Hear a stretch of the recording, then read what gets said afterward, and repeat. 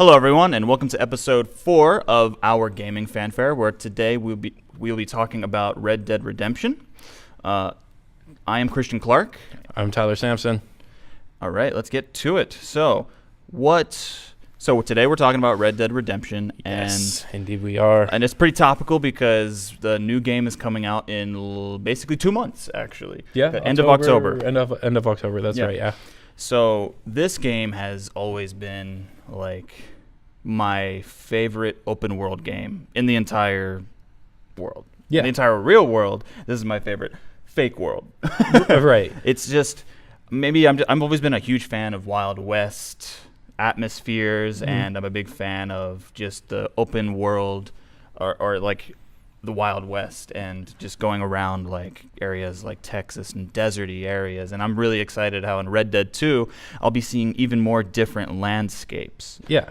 So what are your first impressions, or what were your impressions of the game when you played it? I love that it was the Rockstar open world that we all knew and love, like what we get in GTA. However, the different thing about this game compared to Grand Theft Auto is it's not tongue-in-cheek like Grand Theft Auto is. Grand Theft Auto is a parody of modern society. Yeah. So everything they do, everything they say is always tongue-in-cheek or completely explicitly shit-talking. Right. Modern society. So when we get this game, though, everything is more realized and serious in world setting. Right? Yeah. Everything they say is appropriate to the time and to what's going on. It's a lot more of a tone appropriate game. And I really like that because it's nice to get what Grand Theft Auto does. But every now and then it's also nice to get a game with that quality that takes itself a little bit more seriously. Yeah. And, I mean, this game obviously has a lot of fun with itself and everything. But it is... They took a different approach to the Red Dead game than they did with Grand Theft Auto 4 and 5. Sure. So I really appreciated that. And the characters are infinitely better in this game than they were in Grand Theft Auto. Grand Theft Auto has always been about the open world gameplay, and you get to play as this asshole who has to find his way in the world, or three assholes who have to find their way in the world. Right. Oh, and sometimes, that can be weird because... Oh, sorry, I didn't want to cut you off. No. But I know, like, I don't want to forget, like, what we were saying is, like, the reason I find that interesting is, every person you play as in one of these... Like, Red Dead really is Grand Theft Horsey. You're still playing a villain in some way, or at least an anti-hero of sorts. Yes, but you actually care about him. You care about him, and know? he's trying to go straight.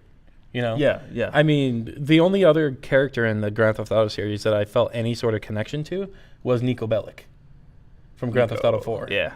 Because he was a guy who was trying to make his way in a shitty world.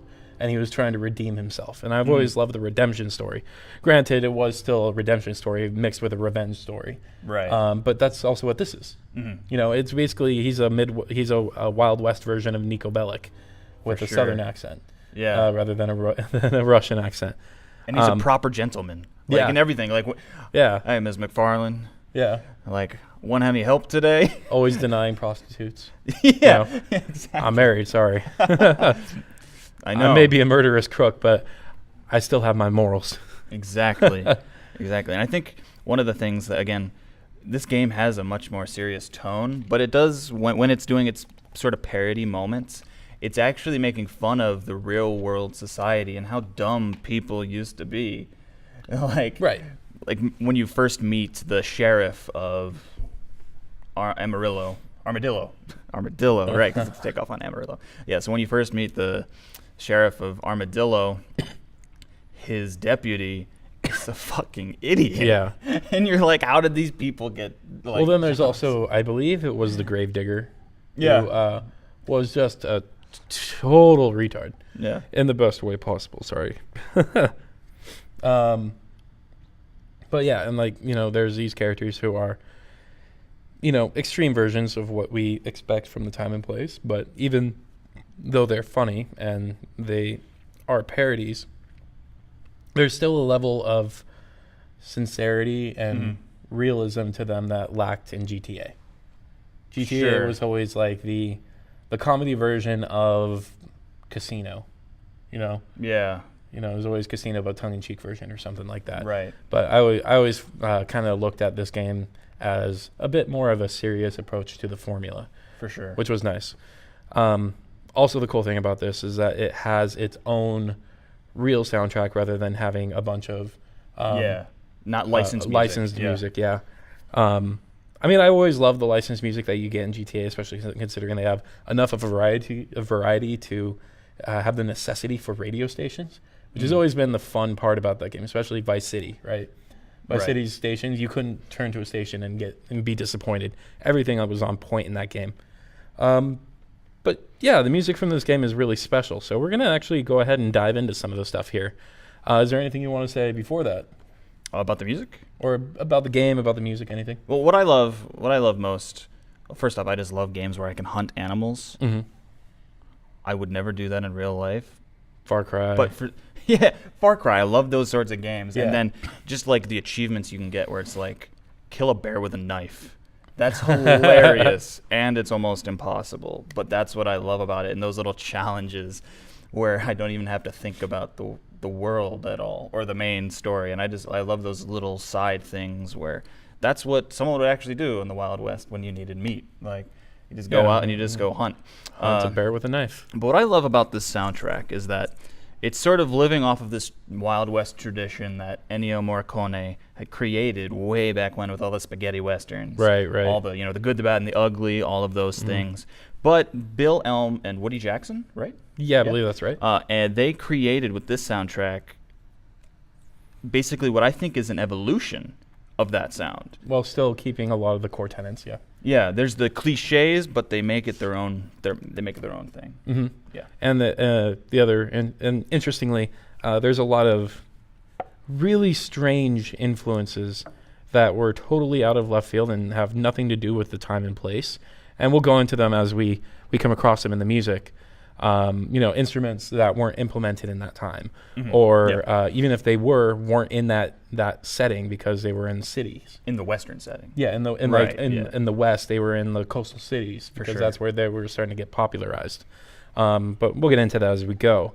So we're going to start with the Red Dead Redemption theme from the game. Yeah, and I will also say, so whenever I'm looking for inspiration on Wild West themed music that I have to write, I always listen to this soundtrack, and I'm just pulling all the instrument elements out, and I'm going to always point out, like, that's cliche, but you need it. Yeah, exactly. I mean, like, they always say cliches. The biggest cliche is saying that cliches are cliches for a reason, because they're relatively true. So, yeah. Let's go for it. So we're going to start with just the theme. Yeah, just the theme. And cliche number one. Yeah, bell. There are bells. So this is setting the stage for this atmosphere, the atmosphere of the game, and hearing that bell is always referring to church bells. Mm-hmm. So a lot of what was happening as people were moving west, obviously, was churches from Christianity just kept popping up, right? But it also has I think this sound is a bit more of a morbid sound. It kind of implies death. Exactly. From, like, duels and stuff like that. It's very daunting. Yeah, it's very much more like a mortician sound than I think more of than a god sound. It's kind of more of like, when you hear that bell, you kind of think that somebody has died, and especially in the setting that you always see duels and other sorts of killings and murders and gangs coming in and stuff. And we hear the percussion in this. That is always referring, whenever you hear that in the music, that is always symbolizing specifically the trains. So that's, this is the Industrial Revolution. One of these songs, I don't remember which one it was. I think it might have been the Shootist. Implements an actual train horn, I believe, into the song. And when I first heard that, I was like, oh, that's awesome. So see if we can find that. I think I might be in the Shootist. But yeah, or they'll have horns replicating the sound of the train horn. And I love this. There's a moment here with choir where we have what seems like mainly just female vocalists, and that's something that's actually not heard that frequently in the soundtrack. Is this choir? I think again when you mentioning that bell is like for whom the bell tolls. Yeah. That this choir is very again daunting. And, Where is this heard? I don't remember. This isn't from the beginning, is it? Because I always kind of feel I don't know. It's been years since I played this game.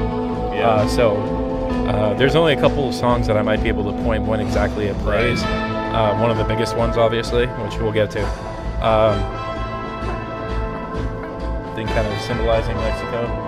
Yeah. Or at least we'll get to that. the southern Mexican border that this takes place in. Yeah, exactly. A whole other side to this world that I don't think we're going to see in Red Dead 2. Something tells me we're not going to get Mexico. Not in the same way. Not in the same. You're not actually probably going to go into Mexico, but obviously that influence has always been pushing through. Yeah, it would be kind of derivative if we did. I kind of worry that certain things that happen in the first game will set expectation, and they'll feel we're needed to go there to do that thing. Some people think you actually start in the same town. The first game, you don't actually physically start there, but the story starts in Blackwater, where they're getting John Marston. And supposedly this game starts in Blackwater too, and I think the gameplay video shows him getting Arthur Morgan getting busted out of jail.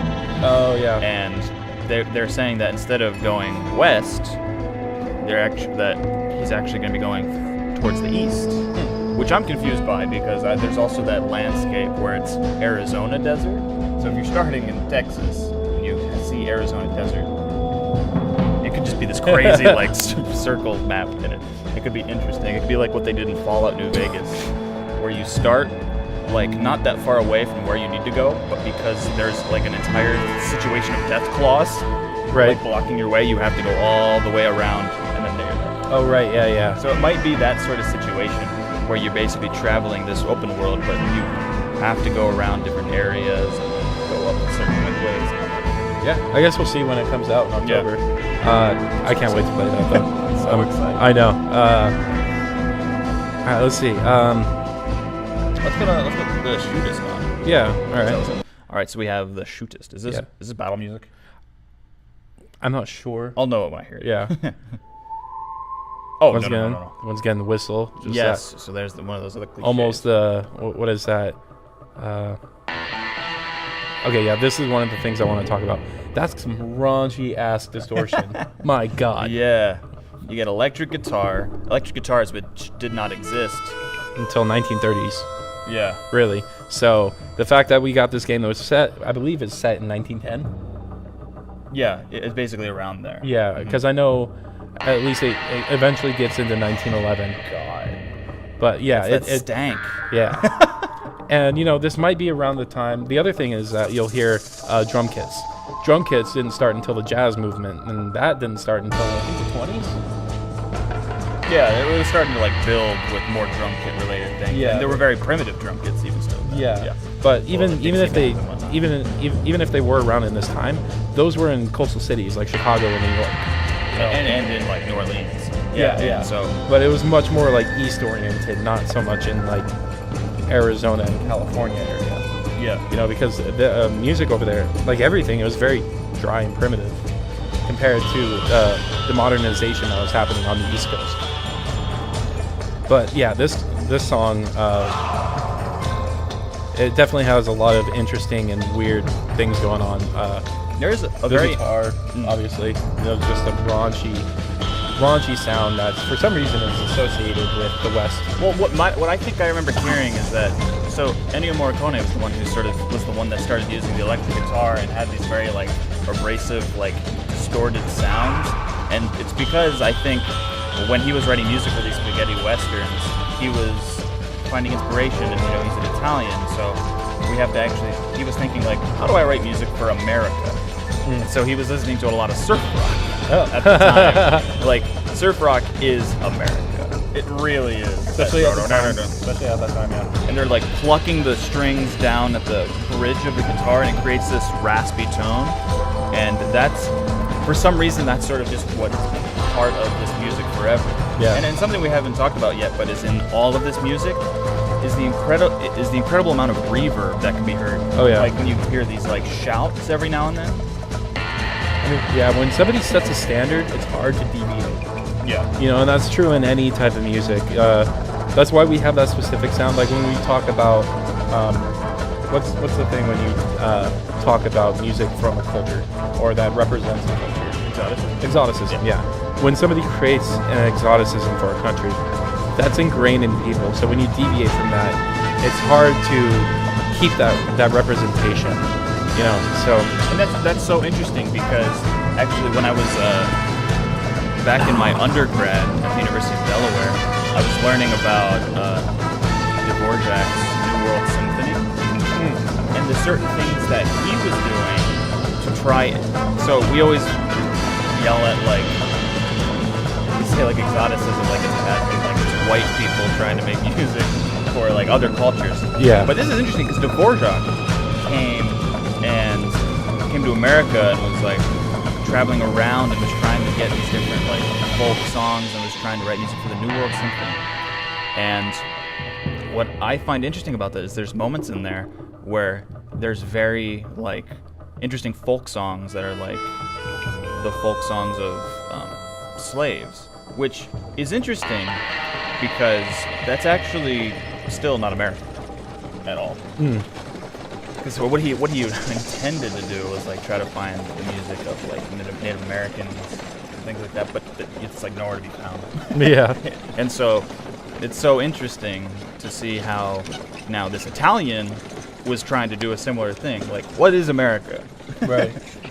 And so this is now, because of an Italian, become the sound of traveling across the country. You know, when I'm working on this Assassin's Creed soundtrack, or not soundtrack, sorry, I'm not anywhere near there yet. When I'm working on this Assassin's Creed video series that I'm working on, I've been looking at how the composer chooses to appropriate music from that time and place and use it to make music for the game.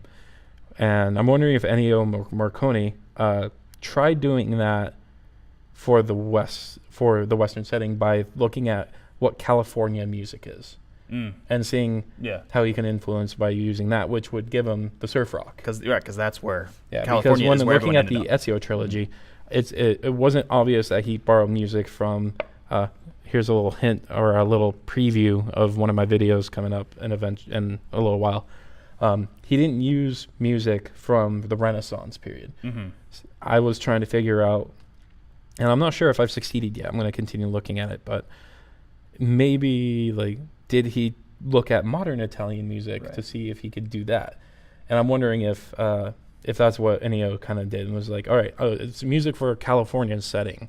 Let's listen to some California music and see how we can implement that and make people feel like they're in California, even if it isn't today's California.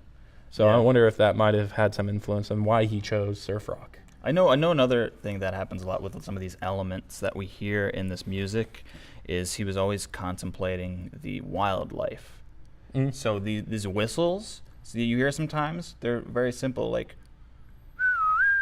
just like back and forth, ba-da-da, those little motifs. It's almost like a wolf howling, or sorry, it would be more, well, a wolf or a coyote. Yeah. You know, and then you even have like the vibra slap, that little like creates like the sound of a rattlesnake. Okay. And so he was using these things to symbolize different things. Interesting. And it became that's a good point. Commonplace. I was thinking if the whistling was kind of representing the loneliness of the wanderer, you know, of the cowboy that he needs himself. to entertain himself. Yeah, by whistling, and that kind of is where the whistle melody came from. Yeah, I think there's definitely a part of it that maybe it is a little bit of both, because you have the little, just the little motives, the like. Yeah.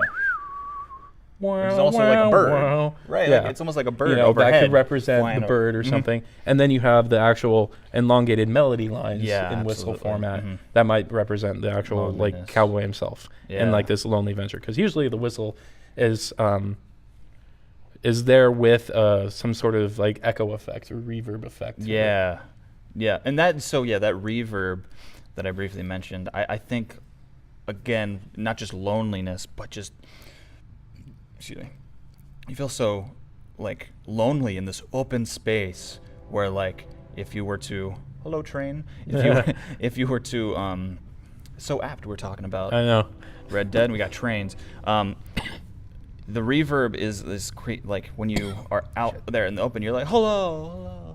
Yeah. And it just creates this space just auditorily, which I love. Yeah. And that's something like so often, that's a production element that sometimes people don't think about. It's like you could record all of these things, and if there was no reverb, it would sound completely different. Oh yeah. Yeah, for sure. What we got next? Well, I guess let's check out Horseplay. Horseplay. Yes. Another example of instrumentation that wasn't really around at this time. Electric bass. Yep. Same thing with electric guitar, but even more so because bass is low frequency, so it's got to be louder in order to be picked up very well. Other things that I've noticed. No, I'm going to save that for when I actually hear it. So this I lost my train of thought. No, it's cool. Anyway, it's cool. so. It's cool. Yeah. So I love hearing the percussion that comes in here because that's another bell. So this percussion is so interesting because what we always forget about is, again, everyone's always trying to think about these elements that are heard. And like, if you ever played like the Oregon Trail, did you ever play Oregon Trail? Yeah. I mean, I never played the video game. I actually played the game that we played in like elementary school, where it was like the game taken out and put into like a classroom setting on like paper and cards and stuff, and it was played over like weeks. Okay, that sounds cool. And it was really fun and really cool, and a lot of people like died. a good learning. A lot of people died. That's Oregon Trail. A lot of people died. But you've got these wagons and whatnot, and that was part of like the going across the country. Was you had like canteens and all these different things that were, as you're like driving along, things are like moving on the side of the vehicles or inside, right? Like, and cans hitting back and forth. And I think that's what this percussion is really trying to symbolize. Okay. Now, what I'm always intrigued by in this moment is this like really low like thing on the cellos. Because that's the only, so there's all these like metal things. But that cello, I don't know where that comes from. It's just creating this nice space. And it happens so infrequently in this piece that it's almost like quiet. Well, there's a lot of accentuations in this piece too. Where I think it's like strings is kind of scratching almost. Yeah, and there's a lot of the triangles. There's a lot of cool rhythms in this piece. We got a little bit more of the choir. And then, again, with this idea of choir, I know you're like the only person in this, you're the only person that you're playing in this game, but this makes me think of like if you were, again, going across the country, you had these canteens going, again, you're feeling lonely, but everyone's coming together and singing these like, it's very folk, and that's what the sort of stuff you'd be hearing when you're going across the country. Yeah. These melodies that are probably from like Appalachia that come over to the west, It's just a nice, beautiful tempo. And of course the triangle is another super cliche thing for Wild West because the triangle is how you get the cows like all wrangled up. Oh right, yeah. You get the giant triangle that sounds like 2 octaves lower than this. Yeah. And I think and again, like 20th century on is when music just started adding a lot more percussion. Like ever since the Mahler hammer, basically. Oh yeah. It became like the sounds of more industry, and that's crucial. So when you're in more like, you sort of hear that when you're surrounded by more humans. This is not the sort of music that you'd hear when you're just by yourself around some cacti. Yeah. This is definitely a lot more coyotes. of a intense piece. I'm once again not really sure where this lands in the overall scheme. I think it is like it's horseplay. I think it's when you're first getting on your horse. Okay. Yeah. All right. I don't think it's battle music. I'll be right back. I have to go cough a lung up. Okay. Yeah. Keep them entertained. Do what you want. Keep them entertained. Shall I go and move into the next one? Yeah, go for it. All right. Let's do it. Okay, so we're moving on to Born Unto Trouble, which I need to press play on. Oh, this is a beautiful piece of music, Born Unto Trouble. So, this is one of the more lonely sounding pieces, and we have that solo violin or fiddle with the whistle. More whistling, of course. And the whistling, and you're right, this loneliness again, this is so much more melodic than those other moments before where it wasn't just like doo-doo. Yeah, something that you could just I just hear this guy trekking along in the middle of the desert, riding on horseback, trotting, you know, and just like whistling to himself. This piece has something in it that I always think about when I'm thinking of sort of Wild West music, and it's that saloon piano. Mm-hmm. And what's beautiful about this is that the piano is so in the background of this piece. The way they did that was, you know, he got rid of a lot of the highs and he got rid of a lot of the mids to make it sound like off in the distance you could hear a saloon, but you're not there. Okay. So it's like the piano, it's over there. Right. You know? And it's very different. And those saloon pianos have very interesting... They have very interesting sounds, the saloon pianos. It's much more, it's a upright piano type of sound, a more twangy, twinkly sound, or a hollow sound. And chances are, back in the saloons, they were getting beat up constantly. Oh yeah. Just drinks getting spilled all over. I mean, I'm pretty sure they've gone through at least 5 piano players because of bar fights that got the guy knocked out and he quit. Yeah. But yeah, that's an interesting thing that they kind of chose this for that saloon piano, because it is a lot more of it's not very much of a saloon sound. Yeah. You'd expect to hear more of a what's that genre? Bluegrass? No, doo-doo-doo-doo-doo-doo-doo. Oh, ragtime. Yeah, ragtime. Yeah. You definitely in at least portrayed in the movies, when you go into the bars, the saloons, you hear ragtime music playing on the piano. Because there's a lot more upbeat, fun, and a lot more drink-worthy songs. Yeah. It's things that people can actually dance to. Right. So, oh my gosh, I just forgot what I was going to say as well. Oh, no, I didn't. So we have something similar to our podcast with The Last of Us. We actually, with this, we have very similar things. The Last of Us takes place entirely in the future, after post-apocalyptia. This takes place 1910s. But one thing is constant. The melodic structure, that folksy sound, it's all pentatonic. It's maybe, so, you know, I think that's that Is that sound. what we were talking about with how all the music is, like, written the same? Yeah. You were telling me something about that. What was it, like the same key or something?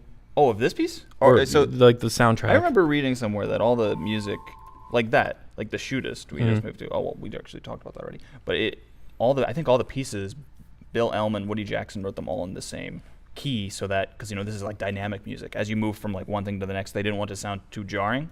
So like you could easily move from like, I think it was in like A, which is also good for guitars, you know. And so I think, I could be very wrong about this, but I remember my friend Matt Rorty, who I'm going to shout out to. Or at least so you guys know if he's wrong, to not blame us and blame him. Yes, exactly. I'm always pushing things off on him. But so, yeah, and I think everything was written in like A or something. And again, that's a very nice key for a guitar. So people start singing along when you're playing your simple open chords on the guitar. Like if someone had a guitar back then and was just playing along while they were traveling, you'd hear that sort of folksy sound, and typically it would be in that key. Okay. That's something you'd hear a lot. Interesting. I wanted to talk about the song Estancia. I don't believe it was particularly because it was anything special. I just liked this song. So let's see if I'm right about that.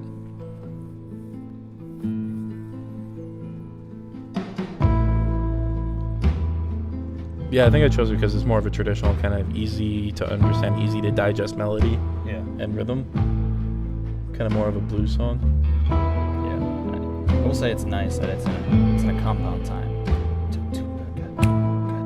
It's almost got a swing to it because of that, which is interesting. It's not even really a swing, and it almost borrows from these traditions of like the actual dance music that we would have heard way back when, that was like in the Baroque period. There was a lot of compound time dances, and I think it might be born out of that as well. But sounds like scherzo or what? It could be, yeah. Those like, or sorry, and it's got that just drive to it. Yeah, it's just got that nice little like walking down at the end of each part. But again, it's strange because the music that you hear, like, before the 20th century, one of the biggest changes that's happened is that the music that we heard before was always, like, the accent, the overarching accent was always on beats 1 and 3. Okay, are you talking about, like, classical versus romantic period type stuff, or? No, like, even romantic period, like, that sort of art music, the heavy beat always happens on 1 and 3. But after that, with the birth of jazz, rock and roll, all throughout the 20th century, we have the hits on 2 and 4 instead, right? So this is a moment here where musically, I don't think yet in this time period, the hit is, well, it was on 2 and 4. I don't think that would have happened at this time yet. We wouldn't have heard that yet, or it was still, like, in the mix. But with musically here, we had this, like, so that was one. Well, that's an interesting thing. I'm not. I mean,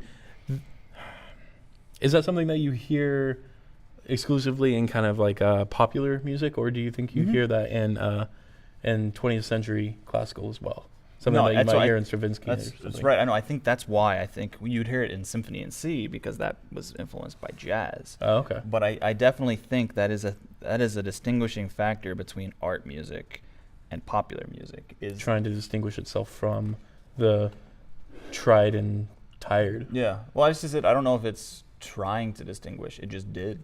Mm-hmm. And then there were the people that were trying to prevent that. I think that's where the trying goes into play. Oh, okay. Where they're trying to prevent all the, it's like the death of art song or art music.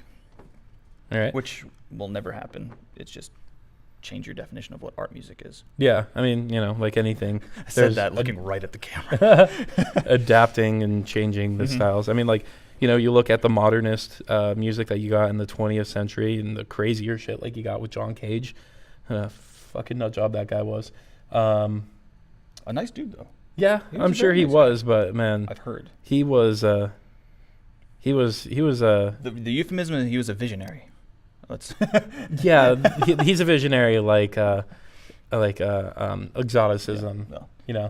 Pieces for amplified cactus. Yeah, but he has even still I have my beef with him only because he has such a high opinion of his art, even though his art consisted of playing nothing sometimes. Literally. Yeah. But 433. Yeah. So but then there's some stuff I can show you because he got very tonal at times, and it was he has some gorgeous. Don't get me pieces. wrong. I'm sure he's a great composer. I really love his pieces for piano, prepared piano. I love that stuff, and it's very cool because it is taking sounds and making it into music. Yeah. I respect that type of stuff. I respect trying to go outside of the boundaries of what's expected. I just think it's a little bit what do you call it? Pretentious? Yes, exactly. Pretentious to pretend that.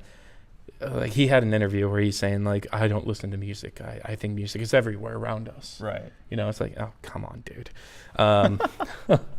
But then you would get minimalism with Philip Glass and John. Who am I thinking of? Steve Reich.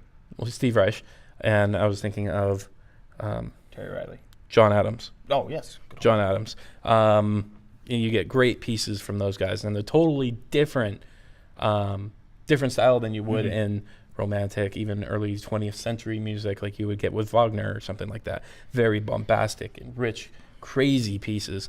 What was it? Wagner's was it Tristan und Isolde, which was 4 hours.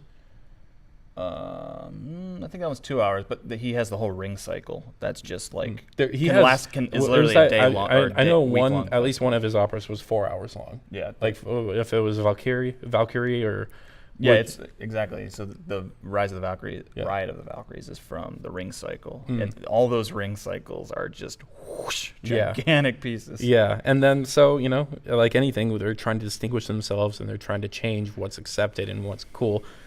So you get the even crazier stuff like Webern, who, right, Webern? Mm-hmm. I always get Webern and Weber mixed. No, Weber is, he's chill. Yeah. Webern is the one that's just crazy, just an atonal mess of music, right? Yeah. Yeah. Nazi sympathizer guy? Yeah. Yeah. Okay. Yeah. Call that shit out. Yeah. I'm not a big fan of his stuff because it's a little crazy and pretentious as well. But and then in the 1950s, 60s, I want to say is when the minimalism started getting bigger. Closer to the 60s and 70s. Okay, yeah. Specifically, with Philip Glass and when stuff like LSD hit the street. Yeah, that's true. Because one of the first minimalist composers, Lamont Young, was a huge LSD user. Of course, that's another thing. It's like that's so interesting to talk about now because this sort of Red Dead Redemption music that's here, that's sort of like the 60s and 70s, and that's when Ennio Morricone was starting to create that sound. So like that's happening. This is happening. John Cage is happening. And it's like, what's going on? Because if you were thinking, and it just shows how the 20th century, in terms of texture, just exploded. Yeah, and it's interesting because you have 20th century music compared to classical and romantic and all those other ones. Baroque music is very similar to the rest of Baroque music. Classical music is all pretty much similar to the rest of classical music in style and the way it's presented and written. Romantic, same thing. 20th century, clusterfuck. Yeah. There is nothing to connect them except for like little segments of like 20 years at a time where there's like popular, and then it's a crazy shift to something else. And it's always these cliques. a crazy shift. Yeah, and so yeah, exactly. You have these cliques who hung out with each other and didn't really like mess around with anybody else. But that's also what makes 20th century music so interesting. Yeah. Is the dynamic and diverse styles of music that came from it. But yeah, so like I lost the train of why we were talking 20th century. Trains. Well, because of this. Yeah. That was quite the tangent. Yeah, it was very smart, though. Yeah. Like, well, that was one of my favorite classes. That was one of my favorite classes, and when I was at UCR, like was my 20th century music. Tangents should be expected. Yeah. Because we're always trying to, like, the whole purpose of this is we're trying to see where everything comes from. How is it evolving? What's it turned into? And, say what you want about John Cage. I think it's interesting. You said music is heard everywhere. Yeah. And that's actually where you can really hear that here because he is using the sounds of, like, what would you hear in that time period. Yeah, John Cage was like the opposite of this. These guys try to create sounds using music, whereas John Cage would try to create music using sounds. Yeah. At least in like his 433 and that type of music that he would create, where it's more on the that got really jumbled in my mind. I don't know why. It was an easy concept, but yes. Yeah. But yeah. Anyway, I love 20th century history, music history. So anyway, let's get back to the music. We have Already Dead, which is the next one, and I think this was another one that was just great melody line. I just love this melody line. What is playing the melody there? Why am I just blanking on this? I feel you. I'm kind of thinking the same thing. This is so folksy. There's obviously guitar there, or banjo or something. Yeah. It is. I think it's just a steel string. Okay. Yeah. Banjo. It sounds almost like accordion, harmonica. Like I'm getting those, but I'm getting like a really low harmonica. Yeah, I think it's like two instruments together that make one sound. Yeah. I think that's what it might be. See, this is just so interesting. This Already Dead. What a title for this piece. It almost sounds like what's the one that's like almost a mix of the two, like a piano and a harmonica? Melodica. There you go. It almost sounds like a melodica. Could be that, yeah. But like a less really annoying low version. Yeah. Because it usually sounds so high. I think it's the same idea, but it's just really low sounding. I think that's what it is, actually. Yeah. There's definitely like a reed sound to it. And melodicas have those reeds on the inside. So yeah. I think that's definitely what it is. But yeah, it's just very low in a low version of it. Yeah. I just like that song. It's a sweet melody. It's very simple. It's very simple. I have no idea where it is in this game. Me neither. Like I said, it's been years since I played this game, so there's going to be a lot of songs I'm like, I remember the music and I remember loving the music, but where exactly and what the point was, no clue. Trigonometry.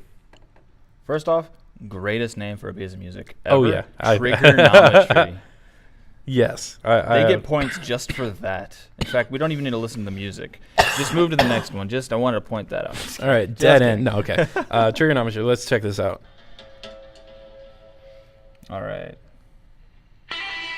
Oh, there's that guitar. Drum kit. This is what I was bringing up. The drum kit wasn't really around at the time, I don't think. Maybe it was, but if it was coastal cities on the east side where jazz was starting to pick up. Yeah. If you don't know, that's pretty much how the drum kit came about. Jazz wanted to change things up a little bit. Someone decided to throw that bass drum on its side and put a little pedal down there so that he could play everything at once.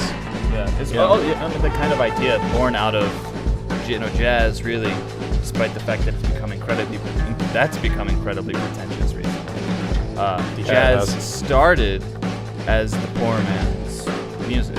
Yeah. So basically, what you did was like for your truly American. Yeah, for your percussion, what you do is like the first real American music that we have. You just get all of this stuff that you can find, and put it all together, and then get one person to hit it all. Yeah. At the same time. And it's all about that coordination. Mm-hmm. It's like you couldn't afford these beautiful concert bass drums. So even first, like this is a drum kit, but it even sounds like a trash kit. Right. Like, it sounds like someone just took some lids off or something, found some leather attached to a thing. But so, yeah. If you're thinking of like intense music. I feel like this is a battle theme or something. Yeah, it must be. With the name Trigonometry, it must be a lot more intense. You got a little bit of the Mexican influence with the horns. Yeah, it's very.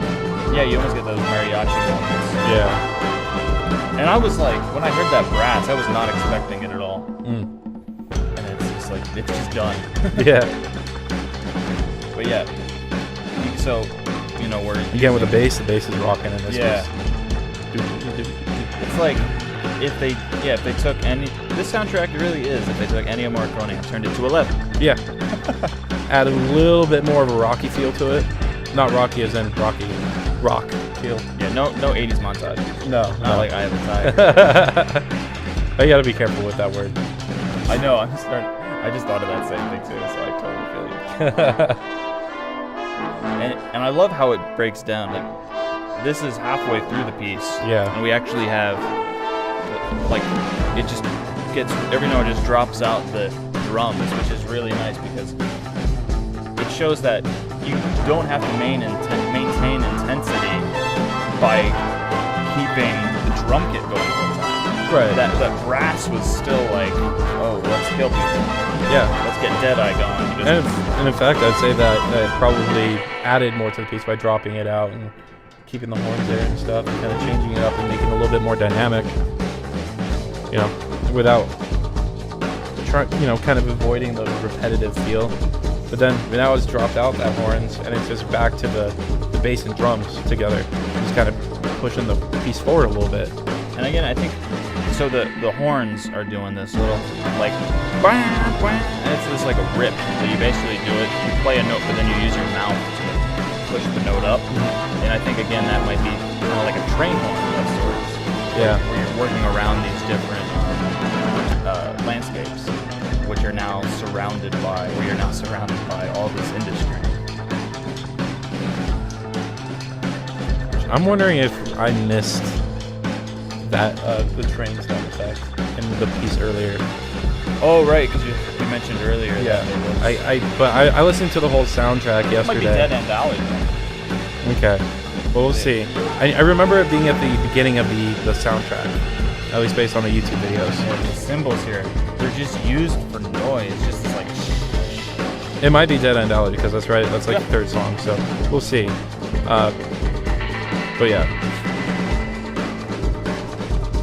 Yeah, it does a really great job of setting the tone for this. Like it's just. That's a transition. Yeah, it is quite the transition.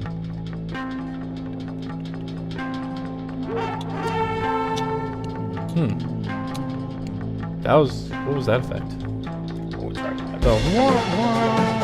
Oh, that's what I'm talking about. That's that rip. Oh, okay. So they call it. So like you're playing a horn, and then you just like with your lips, like scream. And to me, that just sounds like There's a train coming. Yeah, Get out of the way. So that's what I'm always Yeah, thinking. that I definitely get that now that I hear that. Yeah. Look at me being all semiotic. I'm all about the symbol because this music is all about the symbol. What, Venom? Semio? Venom? The symbiote. Oh, Semio. Okay. Oh, you know what else is coming out next week? Completely unrelated. Spider-Man. This week, at the time of the posting, because I'm not that fast of an editor. It'll be out by the time this is out. Probably. Well, Yes. hopefully not. Hopefully not. Yeah. Persona 1 got out late because it took me a fucking week to figure out how to get it together. But I figured out the process by which I do all this, so Yeah. it'll be a lot quicker, hopefully. Because sometimes like you do it and you're like, it'll just compress the video and you're like, I don't want that. No, it was specifically getting the video footage off my phone onto my computer. Wouldn't go onto my desktop for whatever reason, so I had to put it on my Mac. Put it on my Mac. Didn't have a flash drive big enough to take the file, so I tried compressing the file to a 6 gig so I could put it on my 8 gig. Still too big according to the Mac. It was like, oh, the file was too big. I'm like, no, it's a 6 gig file now. So I had to email myself that 6 gig file. Did that. Took a day to upload that to the Google Drive. Downloaded it to my desktop. The file was corrupt, so I had to go back to my Mac, upload the uncompressed file to Google Drive so I could download it on my computer, my desktop. Finally, was able to download that and edit it all together. But yeah, that whole thing took about 4 days of me doing that because I have a full-time job and don't have a lot of time to do that stuff. But that was such a pain in the ass process. But I know what I need to do now. So I need to go and get a 16 gig drive. Well, you could also just put it on Google Drive. Well, yeah, I did that. Oh, okay. It took a long time. Yeah. So it's real. if I could just get a 16 gig drive, I could just put on my USB. Right. Dead End Alley. Yeah, Dead End Alley is the next one. Here we go. So this actually, I think this is similar to the Shootist in terms of no, not the Shootist. Maybe whatever this used to be. I forget which one that was, but it's a very similar piece with the, it's got the fiddle playing that melody. Born Unto Trouble. Yes, no, exactly. It's very similar to Born Unto Trouble, texture-wise.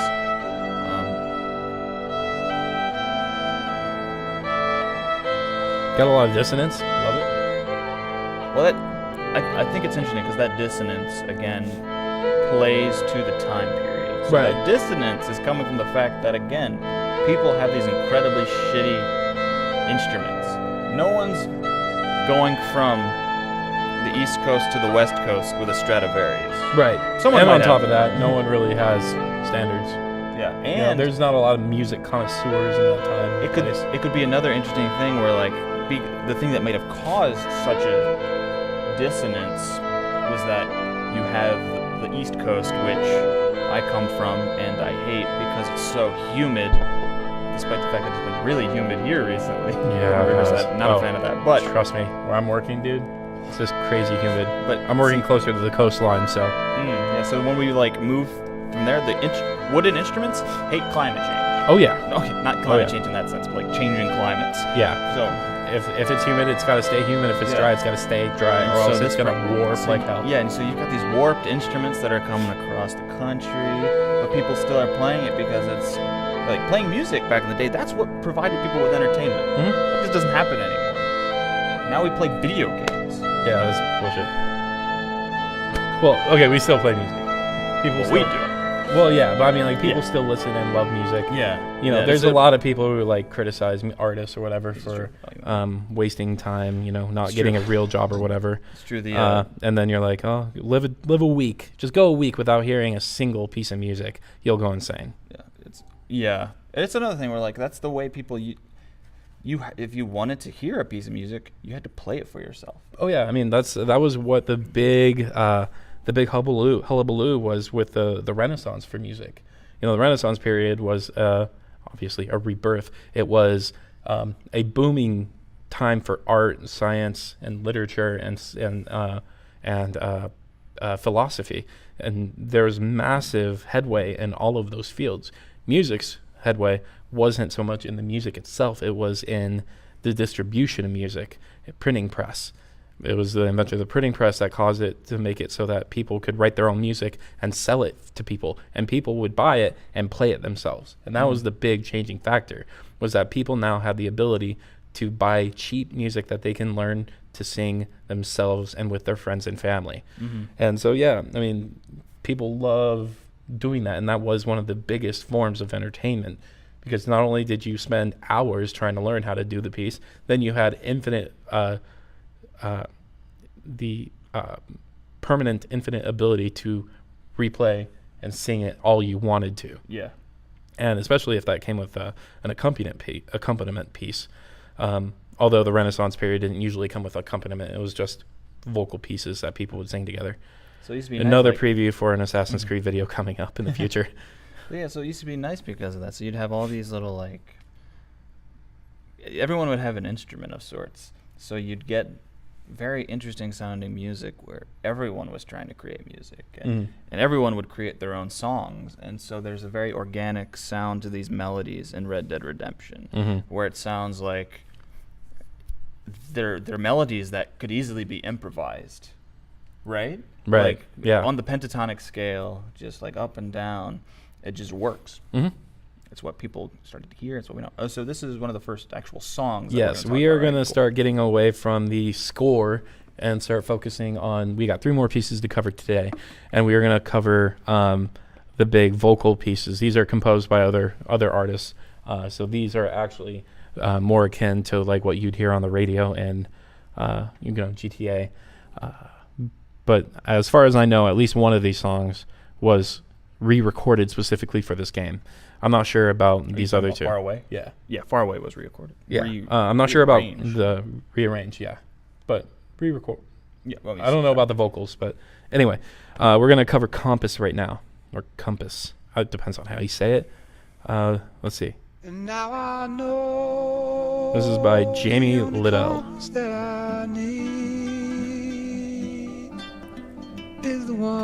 And so, right, when you're thinking of what original songs you want for a video game like Red Dead Redemption, It's all mood. you're not gonna be like GTA and get like Radio Los Santos and have like Kendrick Lamar. No. So that would be incredible, and quite frankly, I'd be okay with some Kendrick in Red Dead 2. That would be... Somehow he would do it right. I know. Somehow they would find a way to make it fit. And it would be dope. Yeah. It would be really cool to hear. But all these songs, they're folk songs. Yeah. Well, I mean, like, there's nothing cooler than, like, people give a shit, but Great Gatsby, the movie, movie Gatsby. Well, they do a great job of implementing modern music into that time period. And I love when they do that. A lot of people hate it, but I love when they do, like, hey, let's take a piece that has no right to be there and put it in there, like A Knight's Tale. Yeah. You seen that one? Yeah. Oh, yeah. A Knight's Tale starts off with them playing Queen's "We Will Rock You" diegetically. Yeah. Like, that's so awesome. That is amazing. And if you recall in that, the guitar, the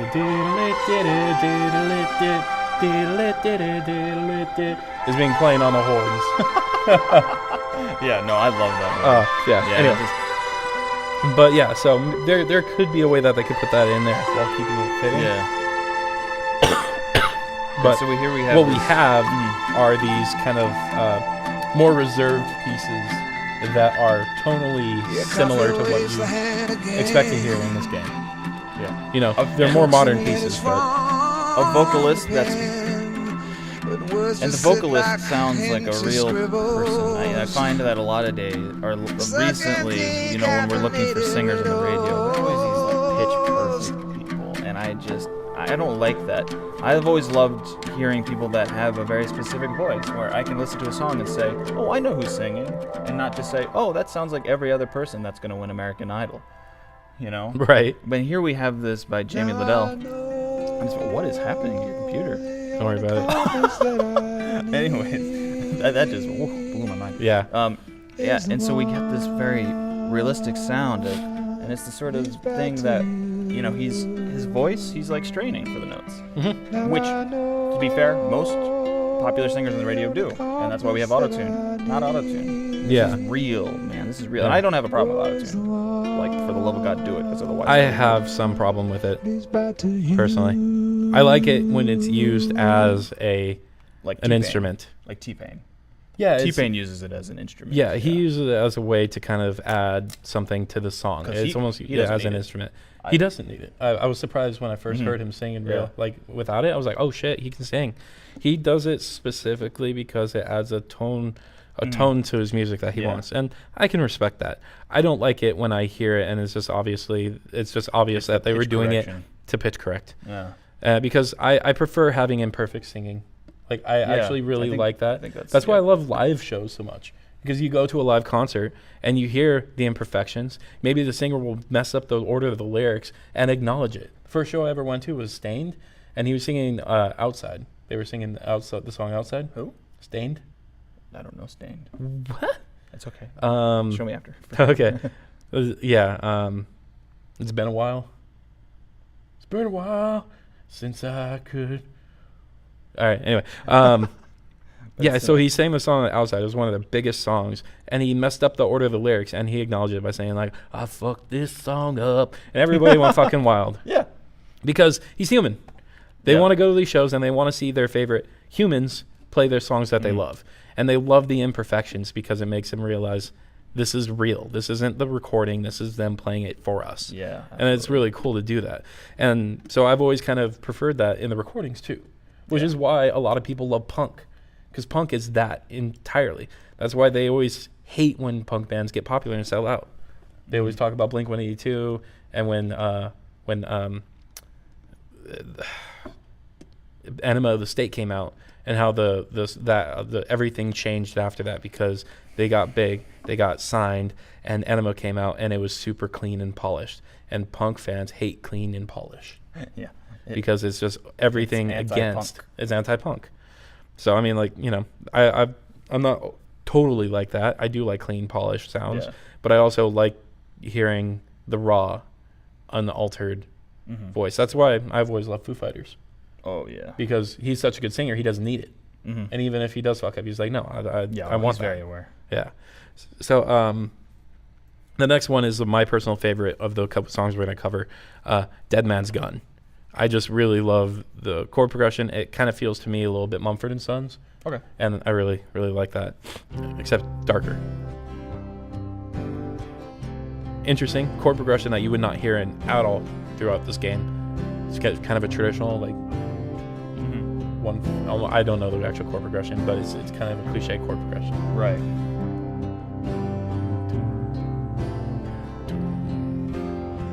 I don't remember this one.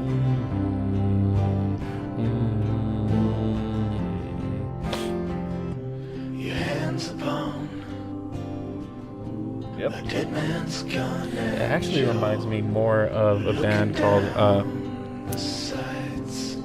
oh crap, I need to figure this out. I should have looked it up before I started speaking. Iron and Wine. Iron and Wine. Isn't that the expansion from Witcher? It might know it's Blood and Wine. Oh, Blood and Wine, okay. Iron and Wine. That's a folk group. Wait for it. It's definitely a thing. That's another folk group. Iron and Wine. I know that. That's a thing. And it's not a group. Like they say Iron and Wine, but it's just this one group. Yeah. Okay. I'm crazy. Yeah. But yeah, it has this, all of these have this very. Maylene and the Sons of Disaster. That's what they remind me of. Really cool band that kind of utilizes this multiple singer kind of echoey effect. Yeah, the chorus effect, though it's overdub of the same singer. Yeah, specifically from one album, album 4.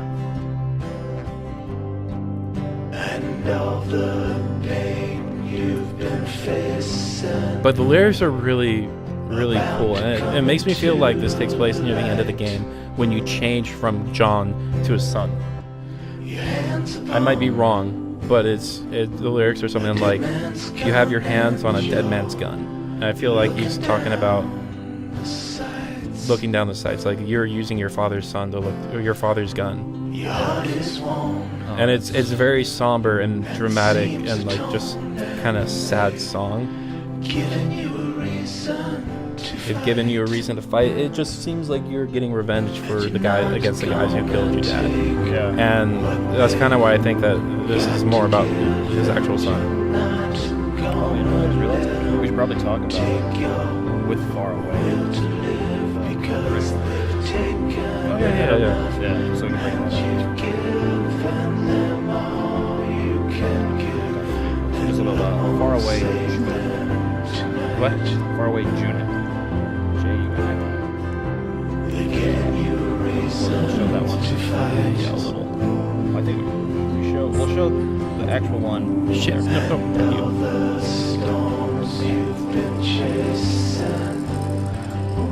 About to rain down tonight. Getting Yeah, I don't remember most of want. these. Yeah, I don't remember most of these songs, but I do remember Far Away being like About to come to. The artist for this song, by the way, is Ashter Command. In case you're wondering. What a name. Yeah, it's pretty cool. What a name. Got you, Oh, man, Rockstar. Dead man's gone. Alright. Rockstar Games, like, they put a lot of thought into their music. Yeah, I respect them for that. Any company that like puts a lot of thought into music, I always respect, obviously, for obvious reasons. This is why I love The Last of Us so much and what they did, because they, you know, go back and listen to that episode for a better explanation of it, but they gave Gustavo like full reign to make what he wanted, and they trusted him implicitly for what they did, for what he did, and the game was all the better because of it. Yeah. And I think that you get that a lot with this soundtrack too, because it was definitely done with a lot of TLC. And the songs that were picked outside of the score really fit the tone and what they went for. And even the one that didn't seem to originally was redone in a way that it did. So we're going to show you both versions of Far Away. So this is like my favorite original. Well, it's an original song, but not exactly original for the game. Mm-hmm. But this is my absolute favorite video game moment. Moment for sure. Yeah. So again, I'm going to call out Matt again. He introduced me to Red Dead Redemption, and he was playing through the game. So I bought it as well, and I started playing through it, and I started moving along a little faster than he was in the main story, because typically when I get these games, I don't even follow the main story, and I completely forget what's going on. And I'm like, oh, right, let's do that at some point. So I was playing through, Red Dead, and then when you go into Mexico, you hear the song Far Away, done by someone who is now one of my favorite musicians in the whole world. And the reason he's one of my favorite musicians is because I heard this. Yeah. And this is one of my favorite moments in games. It's right up there with similarly done the moment in Metal Gear Solid 3 Snake Eater when you're climbing up the ladder. Mm-hmm. You ever play that game? No. Oh, you never played the Metal Gear games? Jesus Christ. If you've played Metal Gear Solid 3, you know the scene. You're climbing up the ladder, and they bring back just the vocal part of the intro theme, Snake Eater theme, and they bring it back, and it's a long ladder. You're climbing up this ladder for a good 2 minutes. Oh, my God. Just climbing a ladder. And it brings in an echoey version, highly reverbed version of the vocals to the intro track, which is very James Bond-esque. You know, they have the James Bond intros. Ba, ba, da, ba, ba, and then they have the female singer come in and singing the theme song, which incorporates the movie title. Exactly the same. Snake Eater. Yeah, I will show you that song too.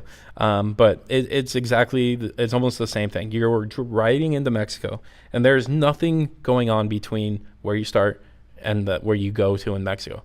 There's just openness, a road you follow, and a bunch of nothing in between. And the way they get around that is by playing this song. And what would have been originally a boring segment turned into one of the most emotional scenes in gaming, just by adding this one song on top of it. It's so funny because I heard this, and when because I knew Matt was further than me in the game, and I showed him this song. I was like, why didn't you tell me about the song Far Away? And he was like, what are you talking about? And I was like, you know, the song that plays when you go into Mexico. He's like, no song played when you go into Mexico. I was like, what are you talking about? He's like, oh, I was listening to other music while I was playing. I'm like, what's wrong with you? No. And then I introduced this to him, and he's like, I hate myself. This is the greatest song. And we had a week where literally we were listening to nothing but this song because it's just so powerful. Yeah, when I think I was spoiled on what happened. Yeah. You know, I was spoiled, but when I still got there, I was like, oh, this is really cool. So let's get into that song so you guys can hear it. It's an interesting thing, too, because this is the only track in this. So Jose Gonzalez, as a musician, he doesn't use steel string guitars. He only uses nylon string guitars. So this creates a much sweeter sound than what you would typically see, but it's also nice because when you're thinking about steel string guitars, that's more like the United States, for sure. Mm-hmm. But nylon string guitars, they're big in like Europe and Spain and whatnot. And so when you're going to Mexico, chances are you're going to see a nylon string guitar rather than an acoustic guitar. Right. Or, a steel string guitar. Mm-hmm. And again, whenever I hear a song, I know exactly who is singing. I know Jose Gonzalez perfectly. And, you know, the song, it talks about, like, runaway trains. Mm-hmm. Stand in front of a runaway train. Just to feel alive again. Just to feel alive again, yeah. And it's again, putting this world in, this thing in the mix of, you know, back in the day, what did you do to, like, it was just so boring. And I feel like sometimes criminals were just doing it because it's like that made life exciting. Yeah. And so, you know, which this honestly makes me just amazed with what they've done with the game, that they can make such a, it's like what they did with Fallout. They made such a dull environment so incredibly entertaining. And that was the biggest thing that like made me trepidatious about going into this game. I was like, it's desert. I live in the fucking desert. You know, I know I hate this place. Like, I don't want to spend more time in that in a game. And then I played, I was like, oh, this is really, really cool. So they did a hell of a job with that. Yeah, so what I love is, as a musician, Jose Gonzalez has a whole bunch of songs, or a bunch of albums that are specifically nylon string, just him singing. Mm-hmm. But this original song, you can actually pause this and go to the one that's with Junip. So he has a band called Junip that is actually just two other guys. So it's a trio, a drummer, him on still just nylon string guitar because he never changes, and then a keyboard player who provides the bass lines as well. And it's just their music is so lo-fi, and the instrumentation is such a unique instrumentation. And when I got the first album, again, I just fell in love. As I was like, first off, by himself, he's using nylon string guitar. Instrumentation-wise, that's awesome because everyone just uses steel strings, which frustrates me sometimes. Yeah. Because there's a lot of different sounds and whatnot. But I love that he's using not even just a bass player in this, and it creates this very lo-fi sound. So let's listen to the Far Away version of Junip. Here we go. Or the Junip version of Far Away. Oops. And I love this picture on their little EP. And this is one where a lot of people may not even know this version. Yeah. Because I feel like most people know that song and him because of Red Dead. And then there's this version where it just starts off with just like just craziness, like in the drums. And then definitely a synth. Like you can definitely hear the synth and stuff. This version's so much faster. The drums right here remind me of the Wilder Minds from Mumford & Sons. Yeah. And you hear that synth. He's the only one creating bass. Mm-hmm. And it makes you really contemplate, like, what actually... Or does music need bass? I don't know. I feel this is a very full sound. Mm-hmm. This is very driving. So this is the original version, which was just on their first EP. Interesting. Yeah, and it makes me. I would love to know how they found him. Yeah. Like they listened to this song, or if they listened to his other stuff as well, and it just came together. It's like, oh, he can make an acoustic version of that.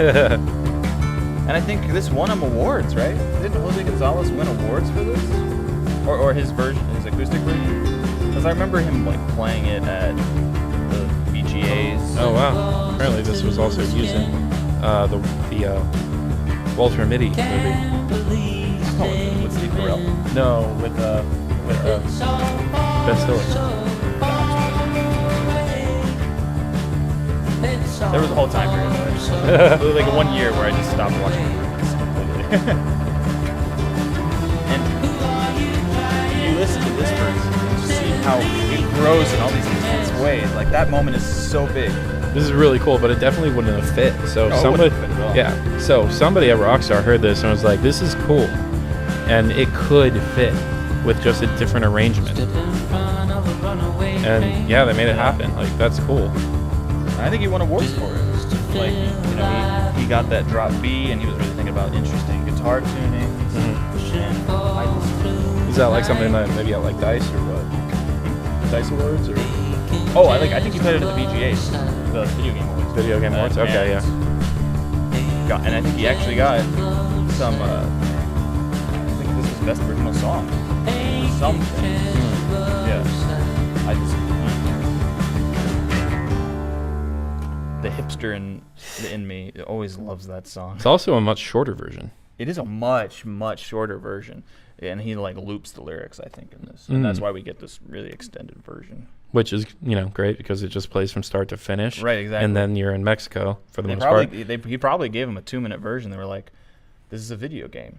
You're on your horse for a while until you get anywhere. Mm-hmm. Can you make this 5 minutes long? Yeah. Okay, I got you. And then, so he needed to do that. So. All right. So, and lastly, we're going to go over Bury Me Not in the Lone Prairie, which is a very different and very interesting, but similarly, we were talking about, it's truly natural. There's definitely no autotune on this. Mm-hmm. This guy's voice is not good. I don't know who it is. I don't know if he's doing this intentionally or what, but it really does set the tone for the Wild West, where it's just a guy singing. Yeah. Like it very much seems like a guy on horseback singing to himself. Yeah, let's just check this one out. Oh, bury me not. Yeah, I hear this voice, William Elliott Whitmore. and it almost Where the coyotes it's just all a cappella, right? Yeah. and the wind blows There is some free. stuff underneath. You can hear it as well.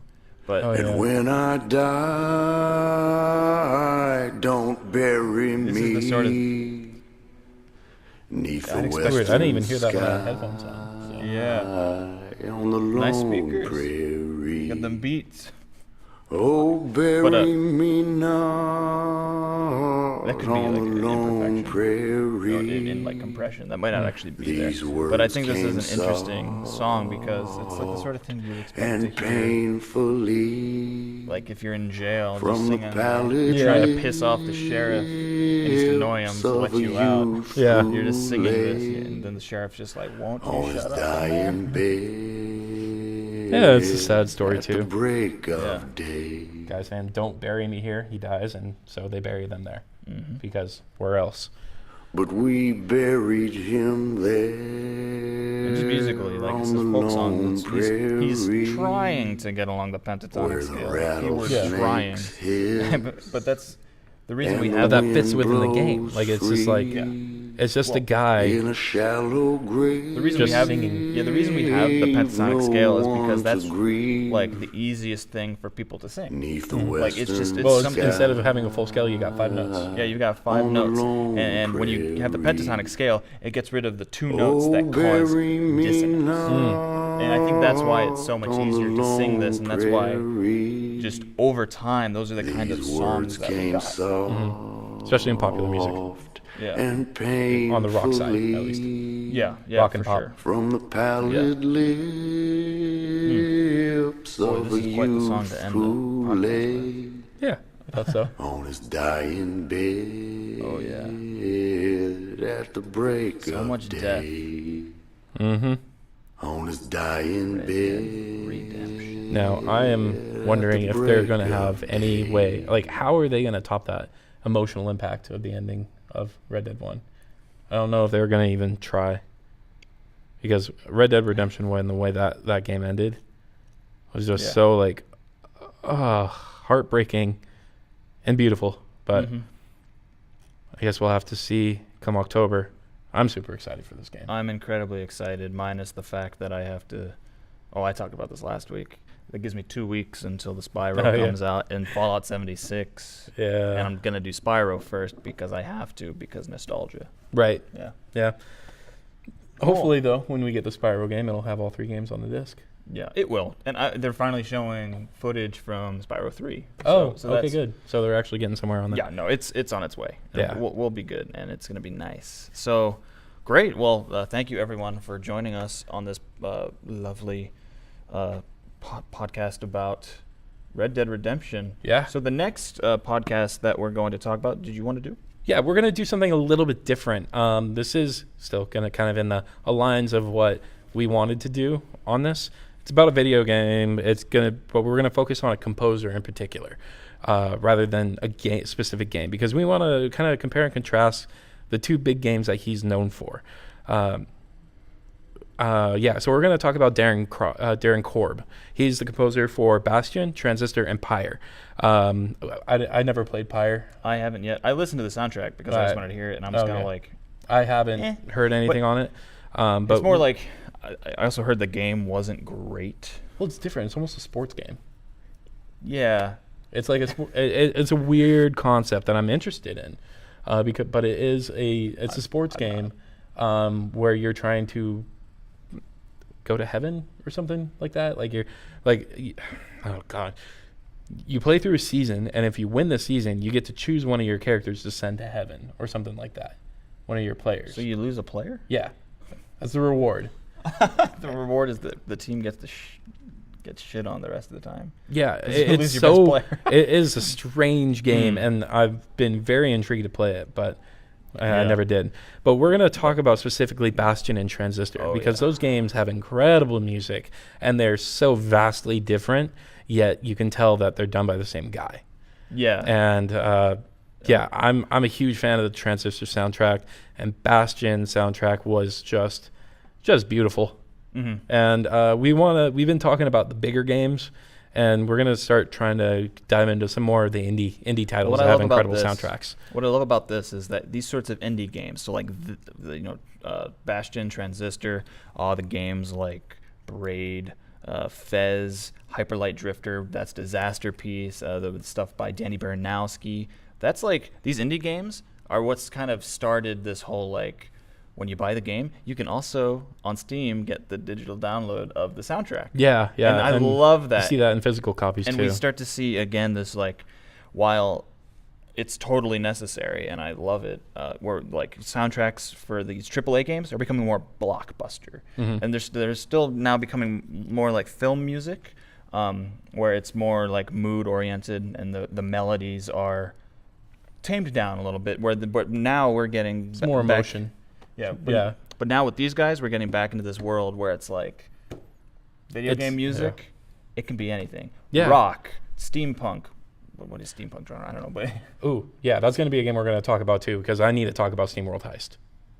Yes, finally, we do know the same thing. Yeah. I love the SteamWorld games. Yeah, I actually don't know Heist. I know the Dig games. Ooh, play Heist, man. I do have. Okay, because there is some diegetic music in there from a band called Steam Power Giraffe. And they are this, like, I'll show you a little bit of them, but they're this, like, steampunk,